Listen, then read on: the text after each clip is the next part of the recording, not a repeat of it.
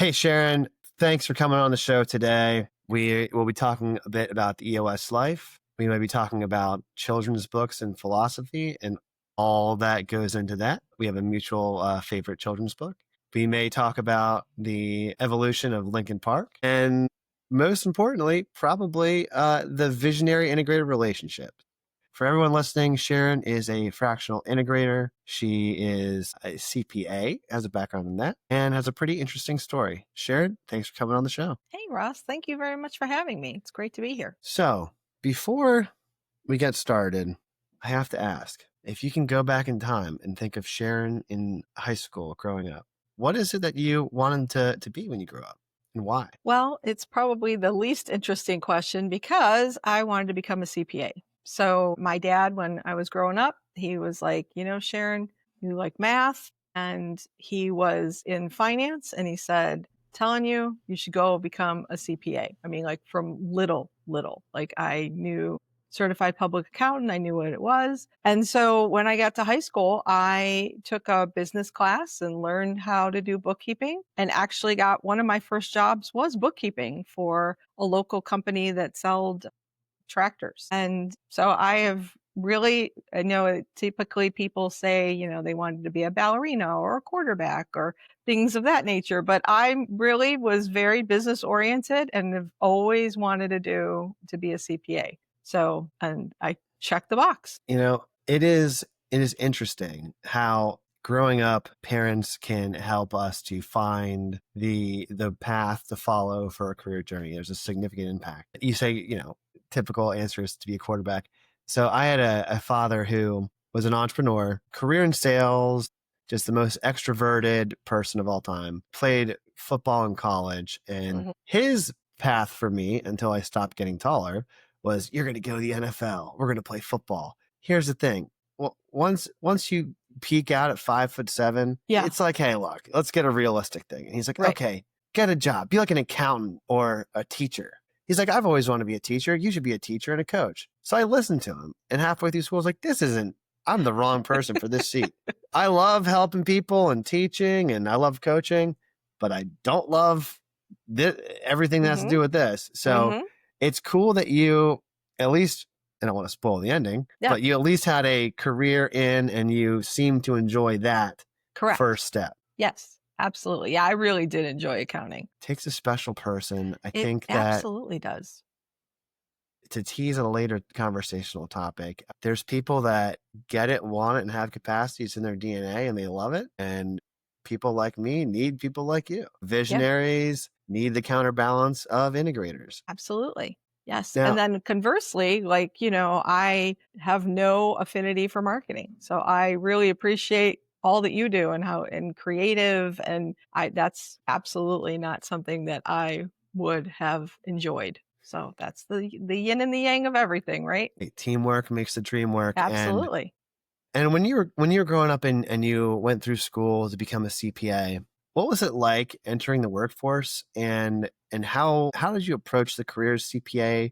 Did you say, hey, I can't see myself doing anything else? Or were you, a bit more hesitant once you got started? Yeah. So, when you become past the CPA exam, you have to have a certain amount of experience in the field to be able to gain the certification. So you really have no choice but to do something in the accounting realm. And public accounting actually is easier route because otherwise at the time you needed like 4 years of experience instead of just 2 with public accounting. So I jumped in and I did the public accounting.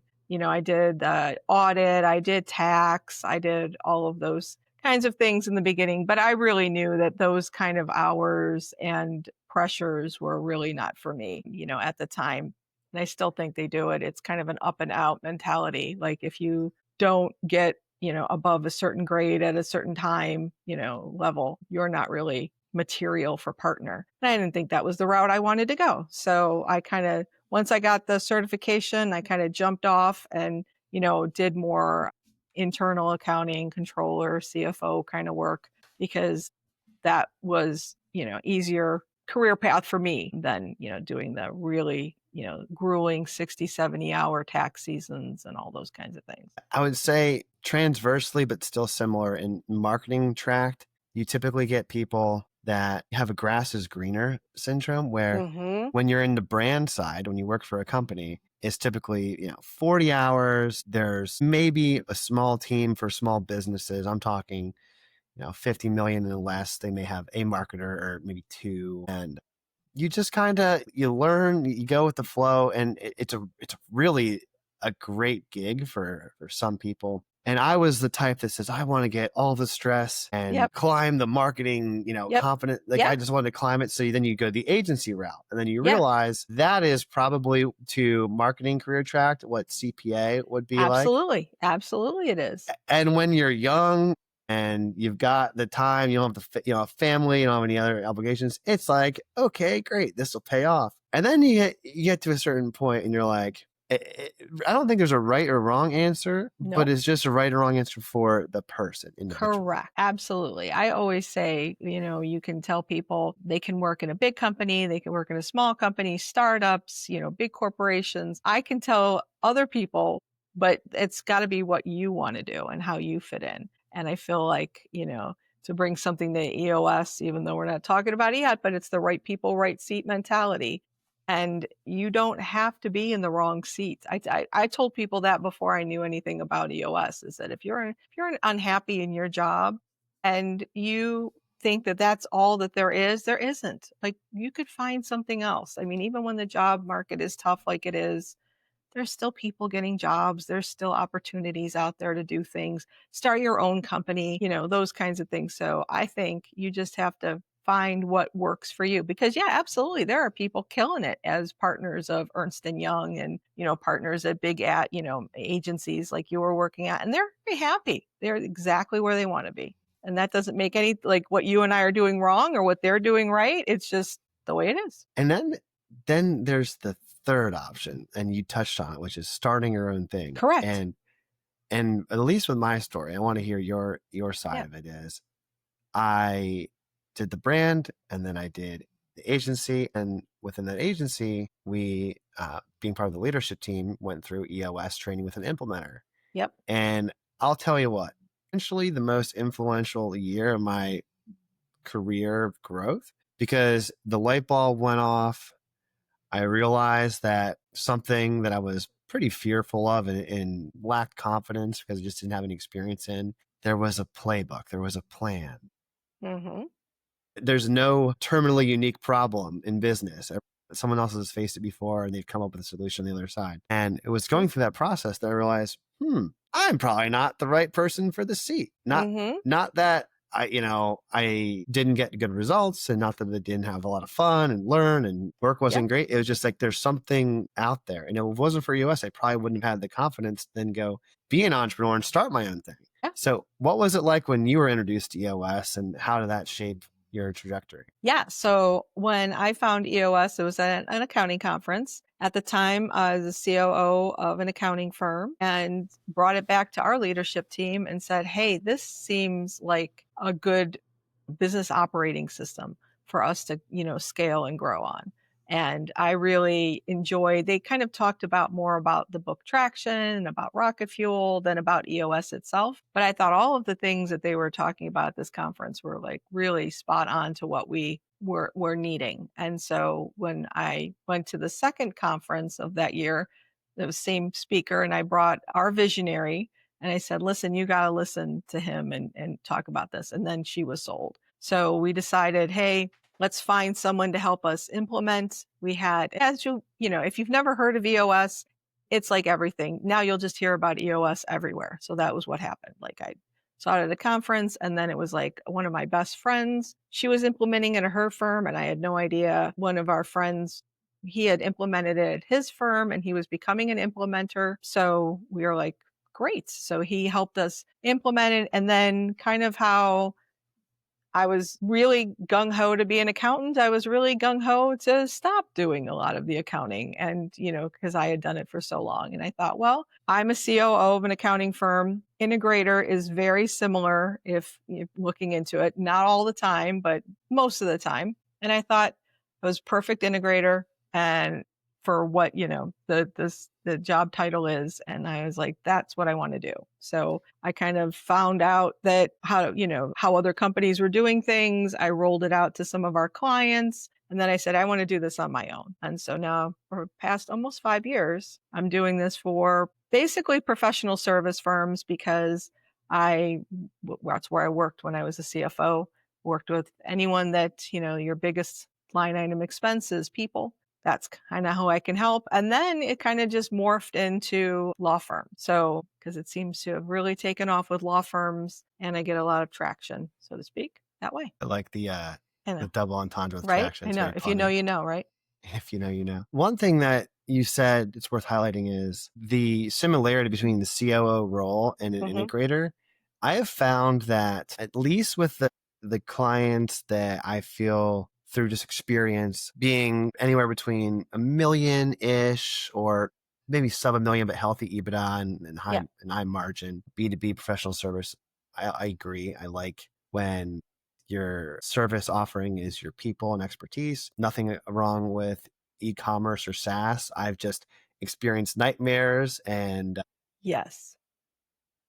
whatever you want to call it, learning from experience. I'm just, gravitate more towards what, Mm-hmm. it feels healthy for me. But one thing that I found is that once you get to a certain size or complexity of company, then it becomes a bit more dissimilar between integrator and COO. Mm-hmm. COO takes on a bit more of a corporate role and a different thing, but integrator for small businesses with less than 250 employees, or I'll even Mm-hmm. say less than $100 million revenue, integrator feels to me like the appropriate title because then the company is still, it feels more, I don't know, organic and cohesive Mm-hmm. oftentimes.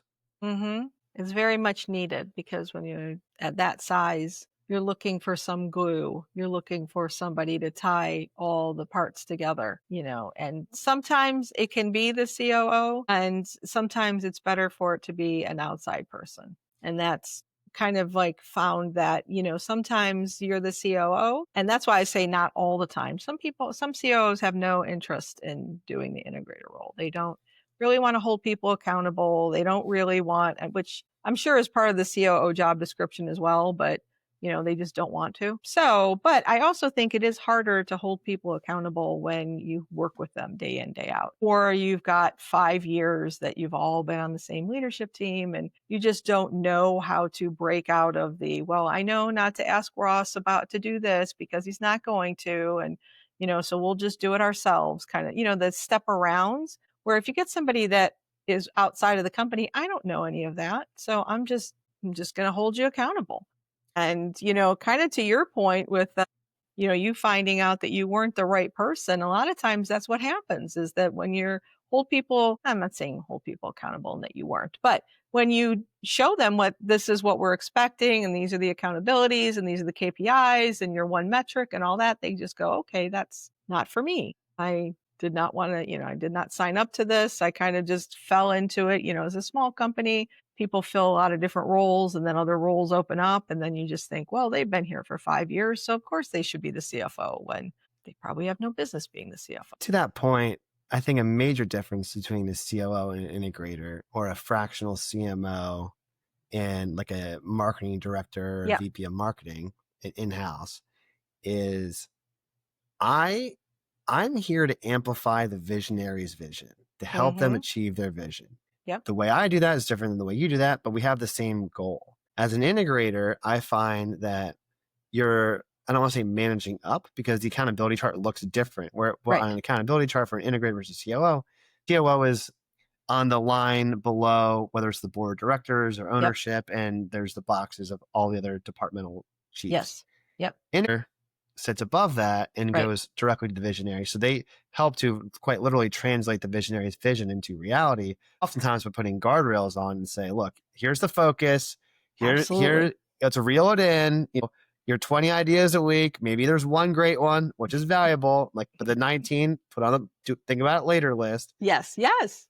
And with a fractional CMO to make kind of that comparison, it's like, I'm not here to engage in water cooler talk or office Mm-hmm. politics or, you know, the way that I lead is taking that vision and through LMA and through marketing strategy and through lead generation, all the responsibilities in the accountability chart, I do it as efficiently as possible. But I'm really the extension of, with a marketing background expertise, of a visionary, as Mhm. opposed to a like mid-level manager or an Mhm. order taker. I help to translate the vision and create action items and steps to say, this is what he's saying and thinking. This is what this means from a marketing direction.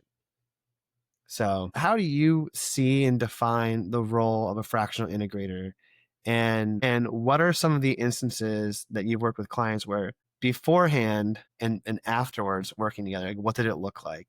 Paint the picture. Yeah. So, yeah, to piggyback on what you were just saying, not only am I there for the visionary, but like I like to say when I meet with visionaries is that I'm actually here for the company. I'm here for the firm. Like, so that's when there's like a side to be drawn, I'm going to side with the firm. And that might be what the visionary wants, and it might not be what the visionary wants. But I've got to be, so my working with them is making them so that they have more time, that they can work on the business instead of in the business. So most of my time is spent, like you said, with the guardrails on the good ideas, but also guardrails on the what they should be spending their time on, and to making sure that it's the best use of their time. You can call it usability, you can delegate and elevate chart, which, gives you your best use of time. And then also kind of splitting those off. So when I start working with a visionary, a lot of times because it's a legal field, I get, Sharon, I've got this legal pad of to-dos. And they always pull up the legal pad, on our same page meetings. And I'm like, yeah, okay. So what can be done about that? Like, well, I have to do them all. Like, it just has to be me. And then in working with them, you realize it, doesn't have to be them. So it's finding the who in the situations to find out who else could be delegated that. And also because they're holding on to so much, a lot of times they're stunting the growth of their leadership team by taking everything on. So instead of letting their marketing person, CMO, taking off and doing their things, they're micromanaging it. And they're like, well, I have to read all the blogs and I have to approve all the blogs and I've got to write the copy for the emails. And it's like, you don't have to do any of that. You've paid somebody, let them do what they're going to do. So by the time we're at the end of how that all looks, it is much different. It is them coming up with their good ideas, but also knowing, like you had just said, to put it into different parking spots and not, overstimulate the leadership team by giving them all these new ideas that the leadership team feels like they have to help out with or implement right away. And instead, and then also having the time to do the things that the visionary is good at, the rainmaking, the talking to different clients, the lead generation, referrals, all those kinds of things, thought leaders, so that others can do parts of that. So that's kind of what I feel is my responsibility, is kind of like coaching them through that so that, because what has gotten them to whatever level that they're at, just not going to work anymore. They can't outwork it.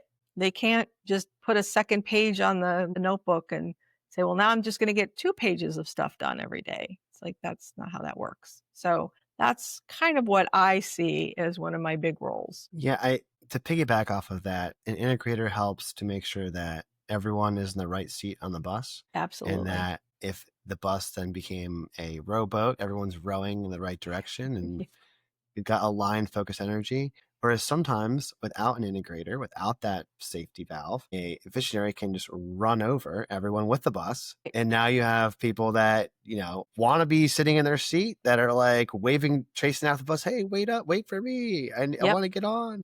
Yep. Yep. Absolutely. And they're done so with such good intentions, because visionaries, they just have all these good ideas all the time, and they don't expect the leadership team to implement them all, but it feels like that from their point of view.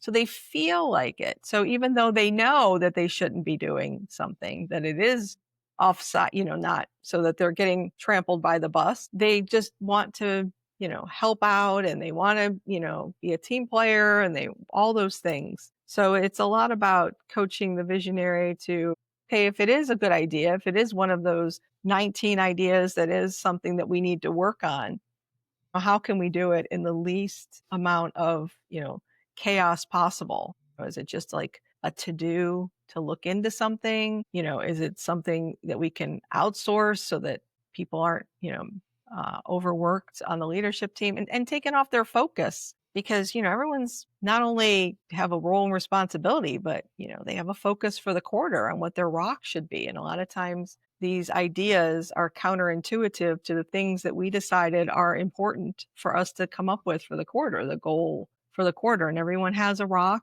at least, and, coming up with those. And then those are important. So when you come up and you have a different idea of something else, and maybe that rock's not going to get done, but we decided that that was something that we wanted to get done, but now we've got this. And so now how do we reconcile that? To be a fully functioning human being organism, you need your right sphere of your brain, your left. You need your logic and you need your emotion. You need them to work together in tandem.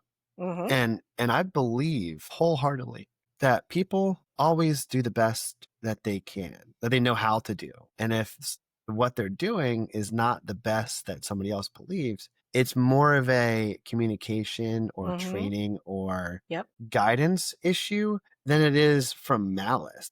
You're right. And I think sometimes if there's no integrator in place and it's just a visionary, and I've seen it, and maybe I've been guilty myself. It's you want everyone to move as fast as you, to care as much as you, Yes. to do it as well as you, as quickly and in the timeline that you want it to be done. Yes. And if it doesn't happen, it's frustrating and it's painful, and there's just a lot of feelings involved. And Yes. when you work with like a competent integrator, you say, look, half the things you want done don't need to get done. They're actually detracting as opposed to adding value. Hey, look, you think it's a big deal. It's not. Here's the 1, 2, 3 things we're going to do about it. And this time horizon you have, was it on an L10 to-do list item? Okay, then don't be worried about 24 hours when it's a 7-day expectation. Just a few Absolutely. examples. Yes, absolutely. All of those examples are just brilliant because that's exactly what it is. And I think a lot of times, yeah, it isn't, and even the visionary, it isn't done with any sort of malice. It's just they haven't had anybody say those things to them, like you just said, like talking them off a ledge, calming them down so that they can make decisions, because they don't feel like a lot of times they'll take one thing that's slipped through the cracks, and then they just extrapolate it into this, accounting. They missed, some journal entry, and all of a sudden it's like none of our books are right, and I don't know if we can trust it. And it's like, okay, I get it. I always like a lessons learned on what happened. And now we're going to fix the stopgap. So is it a process? Is it a procedure? Is it a person not following process and procedure, or just not the right person because they don't really understand their job? But we have to, it isn't that we throw the whole thing out. We have to like just figure out what happened and move forward. And I think that's a lot of it. And when somebody like me is in an organization, it is easier because there's some sort of buffer between the visionary and the leadership team and vice versa, so that things can work in a nice, cohesive manner. So one thing you said that I want to highlight on too is it's not the visionary reaction or the response to problems or issues isn't from malice. Mm-mm. It's just how they're wired. Right. And the balance is so key and important for the health of the organization and the mental health of the visionary, to be completely fair. Yep. But I'm a sucker for quotes, so I'm going to say two. One is, we're all just 5-year-olds that get older.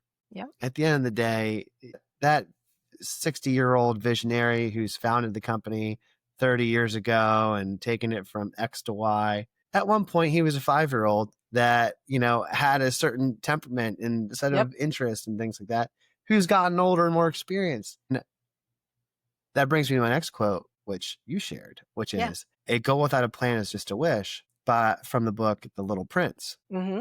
Can you tell me, so it's critical for me to ask, what about that quote and that book draws you to it, and what do you like, and how has that shaped sort of your own journey? Well, it says that, a lot of people have great big ideas, but if you just keep fostering ideas and you never really have a plan in place, it's not really anything. Just because you want to do something without putting some real steps in. And that just really, when I found EOS and I had seen the quote, it just so marries it all together, because EOS is so much about finding a big, 3 to 5 year goals, and then kind of reverse engineering what you need to do to get there. And every quarter, we're working on something that's going to get us to those goals. And I think without that, a lot of times, if company or firm isn't doing any of the EOS, and they just have all of these ideas that they throw out there, like a second location, or we'd like to do a different branch of law, like bankruptcy, or they just never get to it because it's just always out there. And you'll know because you'll sit with the leadership team and they're like, yeah, we've been talking about opening a second location for 10 years now. And it's like, well, it's because all we do is talk about it. We're not actually doing anything about it.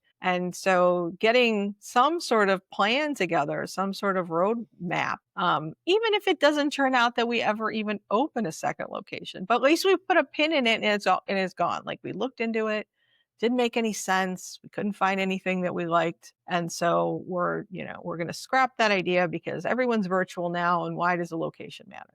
But at least we've run it out so that it isn't that, thought that we always have in the back of our head of things. Yeah. What a shame it would be to get at the end of the day and be full of regrets and wonder what if, Right. or why, Absolutely. or why didn't I do this? But when you've explored the path and you've seen, that's why I think a good fractional integrator is like a GPS system, because it's like, look, we all agree, here's our destination we want to get to. Now, what we need to figure out is which route will we take, and if a construction or a car accident happens along the way, what's the alternative route to get there? How are we going to reroute? Yep. How are we going to route?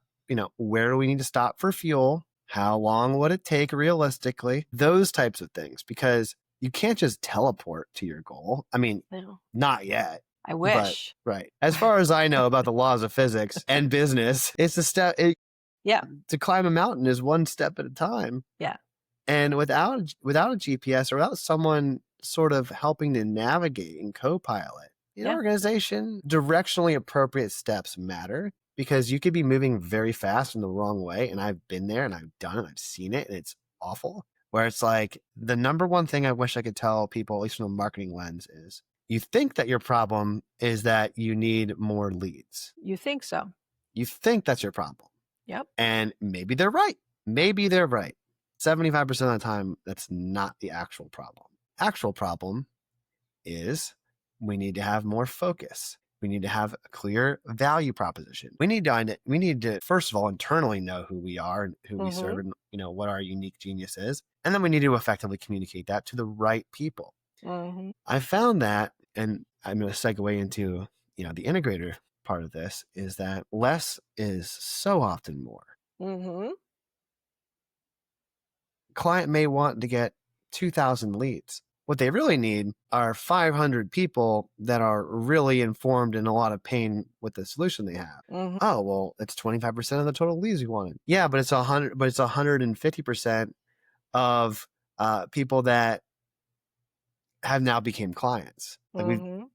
So what are some of the misconceptions that visionaries have that are commonized, you help to realign? Well, is the less is more. It's always hiring. They always think that if we added another person, somehow things would just magically be better. And instead of figuring out what our baseline is of the people that we have and where they're at, and if they're the best person to be there, then just hiring yet another person that, may or may not be a solution. And also deciding to hire because they don't have a budget. They don't know if they can actually afford that person. So then, at the end of the year, what you get is a lot of like, oh, I made, so much more last year, even though our sales went up this year. How is that? Well, that's because you decided to stopgap things with things like hiring another person when we clearly did not need that person, nor could we afford that person. So less is more for sure with that kind of, and then, because if we develop processes and procedures and checklists then people work more efficiently, then people have more time. But if we don't look into any of that and we just automatically, like you had said with the leads, skip to the last spot and just say, well, if we just did this, this would definitely help. I'm sure more leads would help in some direction, but it's not really going to get you where you want to go. I mean, if you had 2,000 leads and you brought in 4, I mean, just numbers wise, you're probably going to get more clients, but it's a lot more work. It's probably going to cost a lot more. And to your point, if you don't know,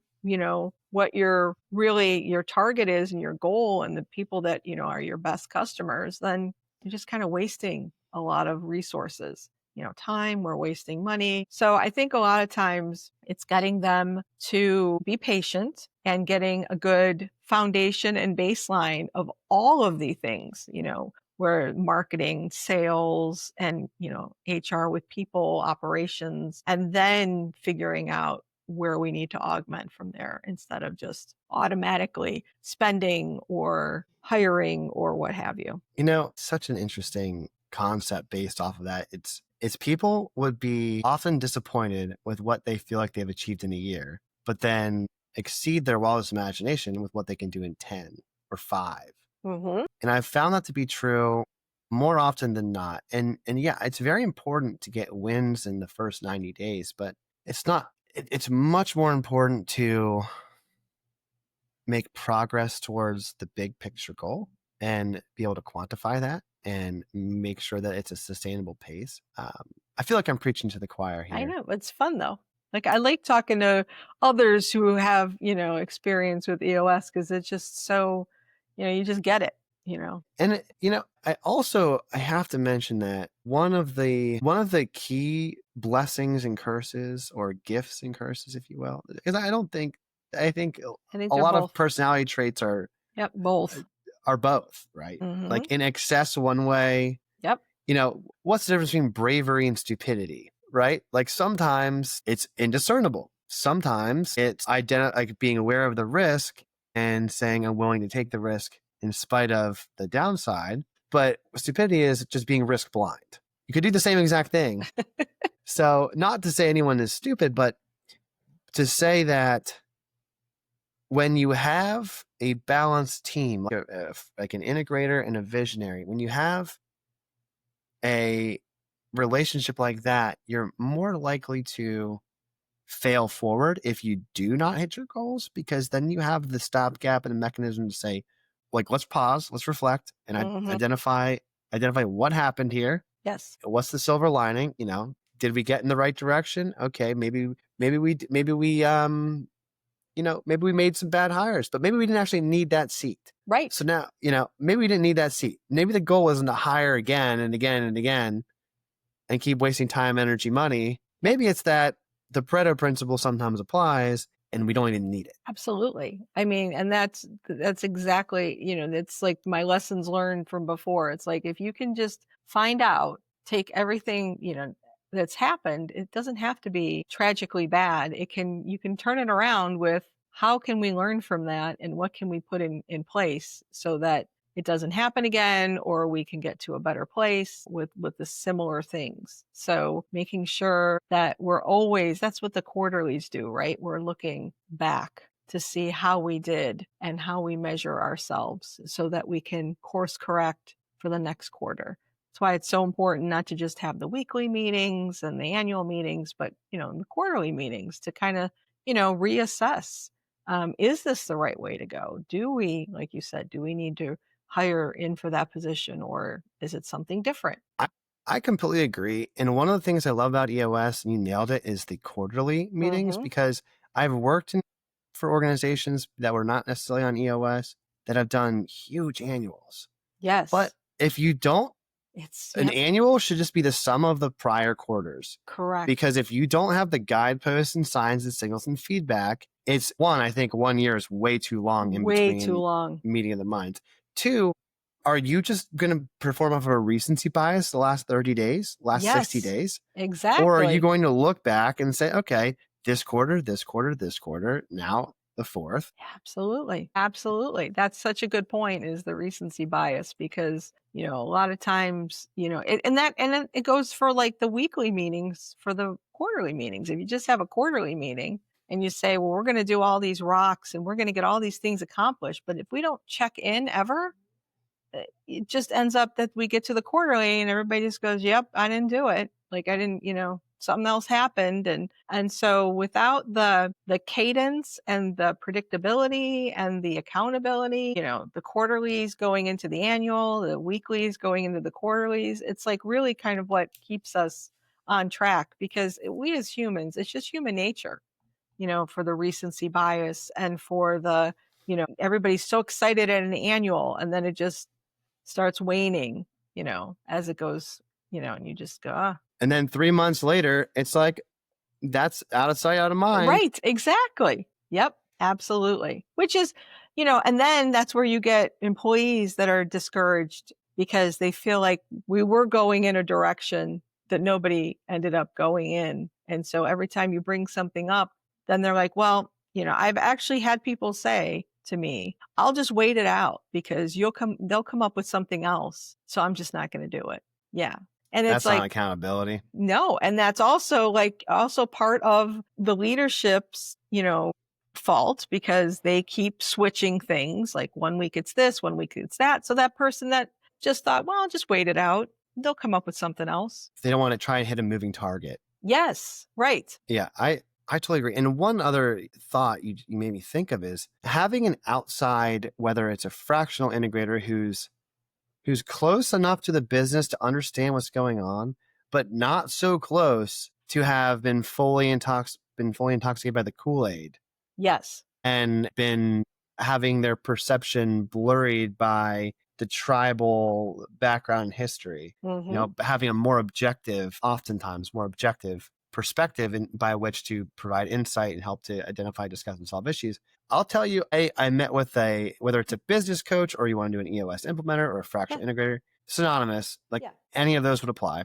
I met with a business coach recently and I said, and I love this because it goes back to their quotes, like we often question our beliefs except for the ones that we really believe in. Mm-hmm. Like then they're guarded. Like we can't question that. And Yep. I thought that one of the problems I was having with a business was completely finance and accounting related. Like we need to cut expense and get tight around the budget and establish the budget and really go back to the pro forma. And the coach goes, "Hey Ross, are you an accountant?" I'm like, "No, obviously. Like that's me." He goes, "Okay, then why are you trying to solve a revenue problem with saving? Save your way. Are you going to save your way to prosperity, or are you going to go out and do what you're good at and get it to it where it's good enough, and you have something in place that you can just run with?" Versus like you're analyzing things that you personally can't control. So go out, get some leads, go sell. And I was just like, if that was my employee, I would have been like, oh, I would have expected them to say, "You're right, Ross. Yeah. It is an accounting and finance problem." Yeah. But because it was an outside coach or an outside trusted giving advisor, you some hard truths, right? It was like, oh, wow, I'm just believing the wrong crap because you can't read the label from inside the bottle. Yes.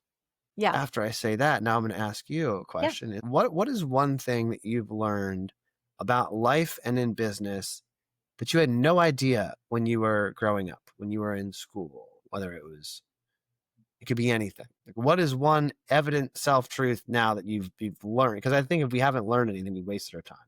Well, you just always think that, business owners know everything, right? They've gotten this far. So they should have all the answers. And, once you find out that it's much better to know that you don't know all the answers, those are the best leaders because then they form a team of people that are really great at those certain things and can really give them some good answers. When you grow up and you just think, wow, the CEO of Nestle, they must be the smartest person ever. And they are if they surround themselves with others that, can help them. They're just good at what they're doing and what they're good at. The visionaries are great at what they're doing, but they don't know everything. And they're not, they might not even be the smartest person in the room. Yeah.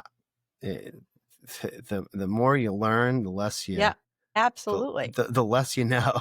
Yeah. Yeah. And knowing that and taking that upon yourself to know that, hey, I don't know anything about this, so I'm going to hire in or I'm going to consult with the best so that they can make those decisions and they can help me with that. Yep. It goes back to the story of the Little Prince, though. I find that the people that I love to work with the most, that get the best results, maintain a sense of childlike curiosity where they might not Yes. know, but they're curious. They want to understand. Correct. And they know that in order to understand, they have to go and travel far and wide and find people that have Mhm. different experiences and different perspectives. So, two questions. Well, one's a statement. For someone that says they don't have a gift in marketing and don't like marketing, Sharon Means Business is one heck of a brand name. I married into it, so I figured I should use it. But yeah, I mean, it's funny, but yeah, I've been even when my kids were small, they were using that's what one of their like, little they had to have a name or something on anything. So it was absolutely a no-brainer for me to use that as my business name. But thank you. That's my one good thing in marketing.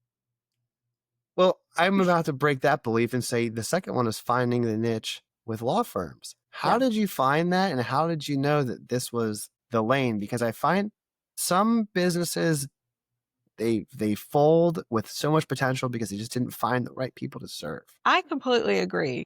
And I think I found it, that was one of my first clients.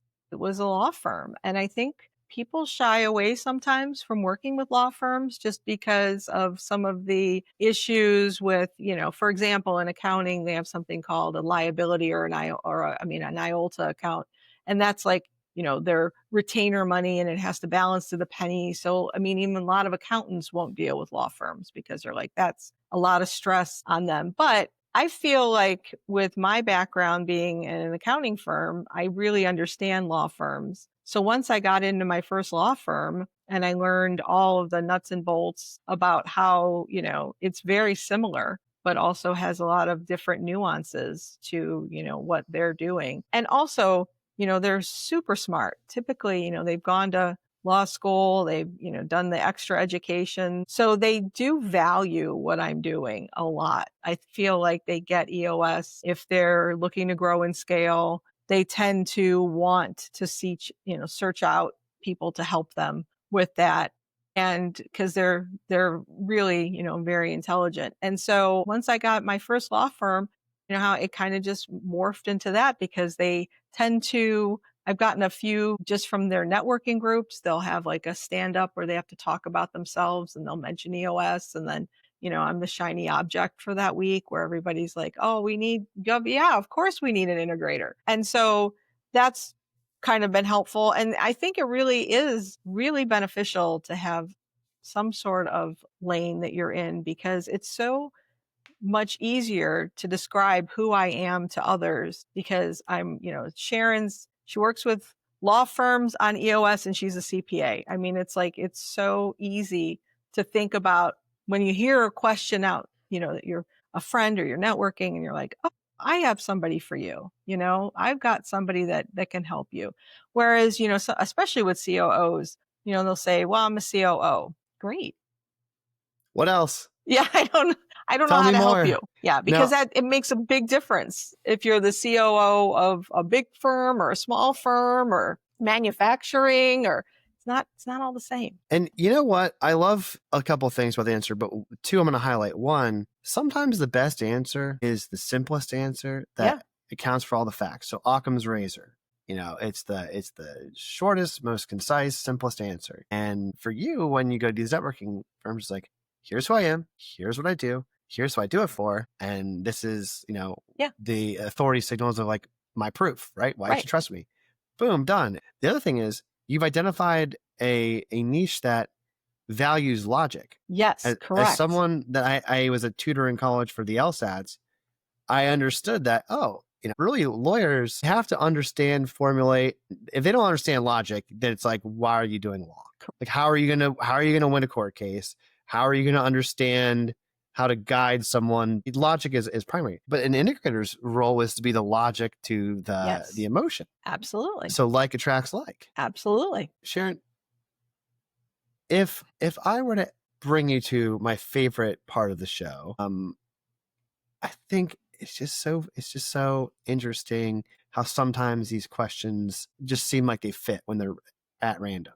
So my favorite part of the show is leave a question, ask a question. The last guest on the show has this question for you without knowing anything about you, which is, who has had the biggest impact in your life and why? Yeah, so the person that's probably had the biggest impact would be my dad because, I mean, he, set this all in motion when he, gave me a career path that, fit with me and my personality. And, even though I'm not a practicing CPA, I still keep it up because I'm never going to let that go. And it's now kind of pivoted to me using all of that to help out as an integrator. That's kind of my, special sauce or my spin on my being an integrator is the financials and the things that I bring with, KPIs and all of the data and things because that's kind of so I would have to say it, obviously all comes back to that from, my dad telling me early on to go into accounting. I had a hunch you'd say that, which is why